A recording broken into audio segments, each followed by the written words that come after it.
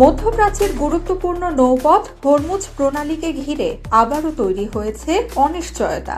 সাম্প্রতিক উত্তেজনা কিছুটা কমে এসে প্রণালী খুলে দেওয়ার ইঙ্গিত মিললেও অল্প সময়ের মধ্যেই তা পুনরায় বন্ধ হয়ে যায়। সংশ্লিষ্ট পক্ষগুলোর পাল্টাপাল্টি অবস্থান এবং সামরিক উপস্থিতি বৃদ্ধির কারণে পরিস্থিতি জটিল হয়ে উঠেছে।